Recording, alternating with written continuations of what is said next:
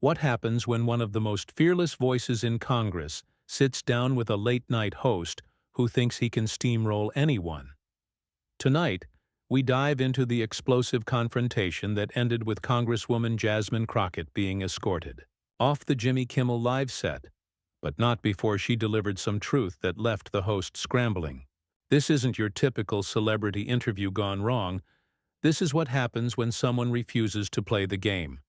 Make sure to hit that subscribe button and drop a comment below because this story gets wilder by the minute. The green room backstage at Jimmy Kimmel Live was buzzing with its usual pre-show energy. Producers darted between clipboards, makeup artists touched up guests, and the familiar hum of television production filled the air. Congresswoman Jasmine Crockett sat calmly in her chair, reviewing her talking points one final time. She had been invited to discuss her recent legislative initiatives and her work on criminal justice reform, topics she was passionate about and well prepared to defend. Jimmy Kimmel, meanwhile, was in his dressing room with his writing team, going over the questions they had prepared. The mood was different than usual, more charged. One of the writers, a young man named Brad, looked up from his laptop with a smirk. "Jimmy, I think we should really press her on some of the controversial stuff. The audience loves it when you make politicians squirm." Kimmel nodded, adjusting his tie in the mirror. "Oh, we're definitely going there tonight. These politicians think they can just come on here and give their rehearsed talking points." "Not happening." The writing team exchanged glances, some looking uncomfortable with the direction, but none spoke up. This was Kimmel's show, and he had made it clear that tonight would be different. As showtime approached, Crockett was led to the wings of the stage. She could hear Kimmel delivering his opening monologue to the live audience, his voice carrying that familiar blend of humor and smugness that had made him a late-night staple. Tonight, however, there was an edge to his delivery that hadn't gone unnoticed by the production crew. Several staff members whispered among themselves, sensing that something was brewing. The warm-up comedian finished getting the audience excited, and Kimmel took his place behind his desk. The cameras rolled, the familiar theme music played, and millions of viewers tuned in expecting another typical late-night interview. None of them, including Crockett herself, could have predicted what was about to unfold. "Ladies and gentlemen," Kimmel announced with his trademark grin, "please welcome Congresswoman Jasmine Crockett." The audience applauded as Crockett walked onto the stage, waving and smiling. She looked confident and professional in her navy blue suit, carrying herself with the poise of someone who had faced far more challenging situations than a late-night talk show. She settled into the guest chair across from Kimmel, who was already shuffling through his index cards with an expression that seemed friendly enough to the cameras, but carried an undertone that Crockett immediately picked up on. Years of dealing with hostile questioning in Congress had sharpened her instincts, and something about Kimmel's demeanor set off her internal alarm bells. "Congresswoman Crockett, thank you for being here," Kimmel began, his voice carrying that false warmth that television hosts had perfected. "Now I have to ask, because our audience is really curious about this, how do you respond to critics who say that some of your positions are just too radical for mainstream America?" Crockett raised an eyebrow, noting immediately that this wasn't one of the topics they had discussed beforehand. The pre-interview had focused on her criminal justice work and recent committee assignments. This felt like an ambush, but she had handled worse. "Well, Jimmy, I think it's interesting that fighting for working families and holding corporations accountable is considered radical. I'd argue that ignoring the needs of everyday Americans while catering to billionaires is what's truly radical." Kimmel leaned back in his chair, that smirk growing wider. "But come on, some of the things you've proposed, they sound pretty extreme to a lot of people. Are you really representing your constituents, or are you just trying to make a name for yourself?" In Washington, the question hung in the air like a challenge, and Crockett felt the shift in the room's energy. This wasn't going to be the policy discussion she had prepared for. This was going to be something else entirely. The audience, still riding the high of Kimmel's opening monologue, began to sense the tension building between host and guest. Some leaned forward in their seats, anticipating drama, while others looked uncomfortable with the hostile tone that was already emerging.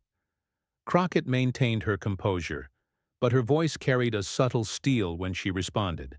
"Jimmy, I'm here to discuss the real issues facing Americans, not to engage in the kind of personal attacks that distract from the work that needs to be done. My constituents sent me to Congress to fight for them, and that's exactly what I'm doing." "Personal attacks?" Kimmel laughed, but it wasn't a genuine laugh. It was the kind of laugh designed to diminish and dismiss. "I'm just asking questions that I think the American people want answered. Isn't that what journalism is supposed to be about?" The word journalism coming from Kimmel's mouth in that context made several crew members exchange uncomfortable glances. This was a late-night comedy show, not a news program, and everyone in the room knew it. But Kimmel seemed determined to play the role of hard-hitting interviewer, even if it meant abandoning the format that had made his show successful. Crockett leaned forward slightly, her media training kicking in as she prepared to navigate what was clearly becoming hostile territory. Of course, asking tough questions is important, but there's a difference between legitimate inquiry and trying to create conflict for entertainment value. Which one are we doing here tonight? The question caught Kimmel off guard for just a moment, a flicker of surprise crossing his face before he recovered. The audience was now fully aware that this wasn't going according to the usual script. Some were enjoying the confrontation, feeding off the tension, while others seemed to sense that something had gone wrong with what should have been a routine interview. The tension that had been building since the interview began was about to explode into something much more serious. Kimmel, clearly rattled by Crockett's direct challenge to his motives, decided to double down rather than attempt to restore any semblance of professional courtesy. His next move would prove to be the point of no return. "You know what, Congresswoman," Kimmel said, his voice dropping the pretense of joviality entirely. "Maybe the problem isn't the questions I'm asking. Maybe the problem is that you can't handle being held accountable for the things you've said and done. Maybe that's why some people think politicians like you are all talk and no substance." The words hit the studio like a thunderclap. Several audience members audibly gasped, while others began to murmur among themselves. This had crossed the line, from tough questioning into outright disrespect, and everyone in the room knew it. The cameras kept rolling, capturing every moment of what was quickly becoming television history, for all the wrong reasons. Crockett's expression hardened, but her voice remained controlled and measured. "Jimmy, I came here tonight in good faith to discuss the issues that matter to the American people.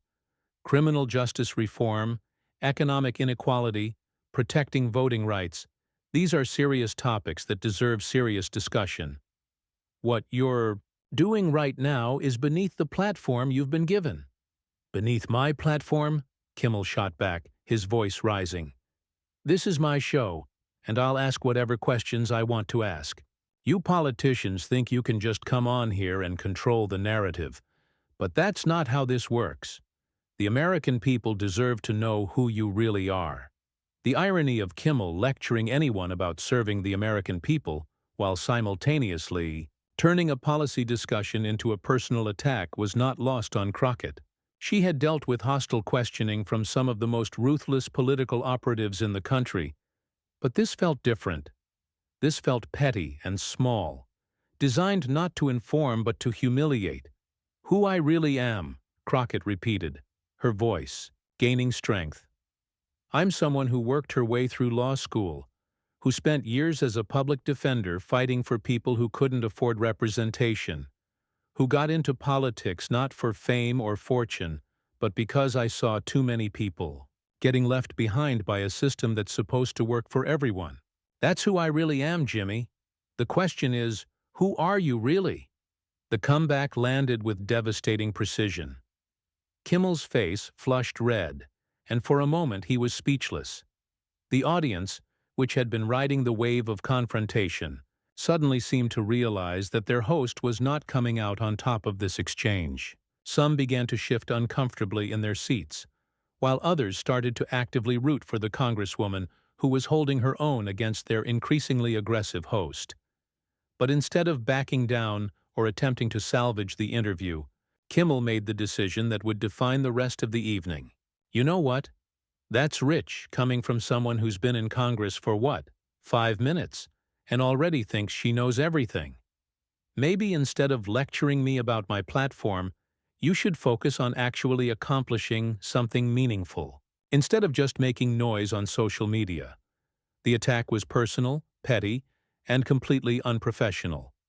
It was also factually wrong, as Crockett had been in Congress longer than Kimmel seemed to realize and had already built an impressive legislative record. But facts weren't the point anymore. This had devolved into something much uglier. Crockett stood up from her chair, a move that surprised everyone in the studio. She wasn't storming off. She wasn't losing her composure. She was taking control of a situation that had spiraled completely out of hand. Jimmy, I think we're done here. This isn't an interview anymore. This is just you trying to tear down someone who's actually trying to make a difference. Sit down, Kimmel said, his voice carrying an edge of panic. We're not finished. Actually, we are, Crockett replied calmly. I came here to discuss policy, to talk about the work I'm doing for my constituents and for this country.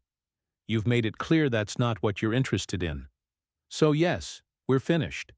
The studio fell into an uncomfortable silence. This wasn't how these things were supposed to go. Guests didn't just decide when interviews were over, hosts did. But Crockett had flipped the script entirely, and Kimmel found himself in the unfamiliar position of having lost control of his own show. The audience was now completely silent, sensing that they were witnessing something unprecedented. Some were pulling out their phones, trying to capture what was happening, while others just sat in stunned silence. The production crew was frozen, unsure of how to handle a situation that wasn't covered in any of their protocols. Kimmel, desperate to regain control and salvage his image, made one final, fatal mistake. You can't just walk away from legitimate questions. This is exactly the kind of behavior that makes people think politicians like you are all about grandstanding and not about actually doing the work. Crockett turned back to face him, and when she spoke, her voice carried the full weight of her authority as an elected representative of the American people. Legitimate questions? Jimmy, nothing about this has been legitimate. You invited me. Here under false pretenses? You've been hostile and disrespectful from the moment I sat down, and now you're trying to gaslight me and your audience into thinking this is normal. It's not normal, it's not professional, and it's not acceptable. The words hung in the air like an indictment, and everyone in the room knew she was right. This hadn't been journalism. It hadn't been entertainment. It had been a failed attempt at humiliation that had backfired spectacularly. Kimmel, realizing he was trapped in a situation of his own making, was about to make the decision that would ensure this night would be remembered for all the wrong reasons. What happened next would be replayed on social media for weeks to come. Kimmel, faced with the reality that he was losing control of his own show and his own narrative, made a decision that revealed exactly who he really was when the cameras were rolling and his reputation was on the line. "Security!" Kimmel called out, his voice cracking slightly with barely contained frustration. "I think we need security over here." The words sent a shockwave through the studio. Calling security on a sitting member of Congress who had done nothing more than stand up for herself was unprecedented, even by the standards of late-night television drama. Several audience members audibly gasped, while others began to boo, though it wasn't clear if they were booing Crockett or their host's decision. To escalate the situation to this level, Crockett looked at Kimmel with a mixture of disbelief and pity. "Security? Jimmy, what exactly do you think I've done that requires security? I stood up from a chair and told you that your behavior was unprofessional. Is that really what passes for a security threat in your world?" 2 security guards appeared from the wings, looking as uncomfortable as everyone else in the building. They had signed up to handle drunk audience members or overzealous fans, not to escort elected officials off television sets. One of them, an older man named Frank, who had worked security for television productions for over 20 years, hesitated as he approached. "Ma'am," Frank said quietly, his voice full of reluctance. "I'm sorry, but we've been asked to escort you from the building." Crockett nodded graciously at the security guard, recognizing that he was just doing his job in an impossible situation. "Of course, Frank. I understand you're just following orders." Then she turned back to Kimmel, and when she spoke, her voice carried the calm authority of someone who had faced down much more powerful opponents than a late-night television host having a meltdown. "Jimmy, this is who you really are. When faced with someone who won't be intimidated or silenced, you call security. When confronted with your own unprofessional behavior, you try to have that person removed rather than examining your own actions. This is exactly the kind of behavior that people are tired of from those in positions of power." Kimmel, red-faced and clearly flustered, tried one last desperate attempt to control the narrative. "You're being escorted out because you're being disruptive and disrespectful to this show and to our audience." The accusation was so far from reality that several audience members actually laughed out loud, but not in support of their host. Crockett had been nothing but professional and composed throughout the entire ordeal, while Kimmel had been the one who had escalated at every turn. "Disruptive?" Crockett replied, her voice carrying a note of amazement at the audacity of the claim. "Jimmy, I answered your questions, I defended my record, and I called out your behavior when it became inappropriate. If that's disruptive, then maybe the problem isn't with me." As the security guards flanked her, Crockett took one last look at Kimmel and then addressed the audience directly. "Ladies and gentlemen, I came here tonight to talk about the work I'm doing to make life better for working families in this country. Instead, you've witnessed what happens when someone in a position of power decides that attacking and intimidating is more important than actually engaging with the issues that matter to all of us." The audience was completely silent now, hanging on every word. This wasn't entertainment anymore. This was a masterclass in grace under pressure, and everyone in the room knew they were witnessing something extraordinary. "I want you to remember this moment," Crockett continued, her voice carrying to every corner of the studio. "Remember what it looks like when someone with a platform uses it not to inform or enlighten, but to tear down someone who's actually trying to make a difference. And remember what it looks like when that same person calls security on someone simply for refusing to be bullied." With that, she turned and walked toward the exit with the security guards, her head held high and her dignity intact. The audience watched in stunned silence as a sitting member of Congress was escorted off a late-night talk show stage for the crime of standing up for herself. Kimmel sat behind his desk, trying to regain his composure as the cameras continued to roll. He attempted to make some joke about politicians not being able to handle tough questions, but the words fell flat in the tense atmosphere. The audience wasn't laughing. His crew looked uncomfortable, and everyone in the building knew that what they had just witnessed was going to have consequences far beyond this single evening. As Crockett reached the edge of the stage, she turned back one final time. "Jimmy, I hope someday you understand that the platform you've been given comes with responsibility. Tonight, you failed that responsibility, and you failed your audience. But more importantly, you failed yourself."